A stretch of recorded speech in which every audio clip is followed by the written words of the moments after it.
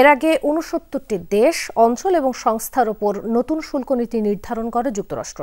ব্যাপক দর কষাকষির ফলে শুল্ক কমিয়ে সুবিধাজনক অবস্থানে ভিয়েতনাম, শ্রীলঙ্কা, ইন্দোনেশিয়া এবং পাকিস্তান। তবে ভারতের ওপর এই হার ২৫%। দুই প্রধান মিত্র অস্ট্রেলিয়া এবং যুক্তরাজ্যের ওপর পড়েছে ন্যূনতম শুল্ক হার। এদিকে ৪১% নিয়ে তালিকার শীর্ষে সিরিয়া। কানাডা ছাড়া অন্য সব দেশে ৭ আগস্ট কার্যকর হবে পরিবর্তিত শুল্ক হার। নতুন ব্লেন্ডে আরো রিচ অ্যারোমায় সেলন ফ্যামিলি ব্লেন্ড টে। বৃহস্পতিবার নতুন শুল্ক হার নির্ধারণ করে একটি নথি প্রকাশ করে হোয়াইট হাউস। তালিকায় রয়েছে ৬৭টি দেশ, তাইওয়ান এবং ইউরোপীয় জোট। এর আগে মাসব্যাপী দেশগুলোর প্রতিনিধিদের সাথে দফায় দফায় আলোচনায় বসে যুক্তরাষ্ট্র। এশিয়ার মধ্যে Vietnam, Sri Lanka, Indonesia, Pakistan, Thailand এবং কম্বোডিয়ার মতো দেশগুলোর উপর আরোপ করা হয়েছে ১৯ থেকে ২০% পর্যন্ত শুল্ক।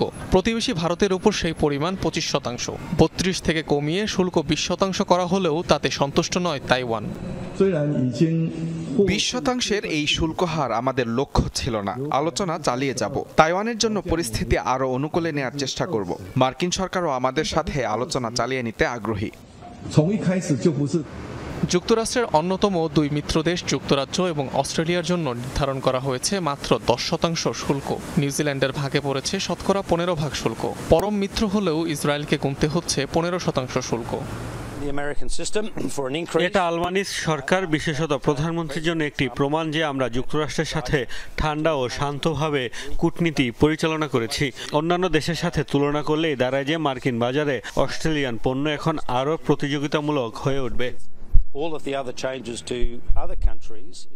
এশিয়ার অন্য দুই দেশ লাওস এবং মিয়ানমারের ওপরও আরোপিত হয়েছে ৪০% করে শুল্ক।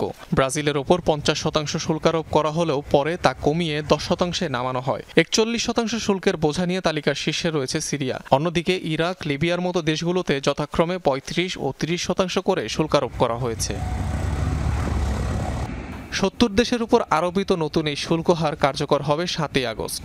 এর আগ পর্যন্ত জাহাজে যেসব পণ্য তোলা হবে কিংবা ট্রানজিটে থাকা পণ্য ৫ অক্টোবরের আগে যুক্তরাষ্ট্রে পৌঁছাতে পারলে এই শুল্কের আওতামুক্ত থাকবে। শুধুমাত্র কানাডার ক্ষেত্রে আজ থেকে কার্যকর হচ্ছে ৩৫% বর্ধিত শুল্ক।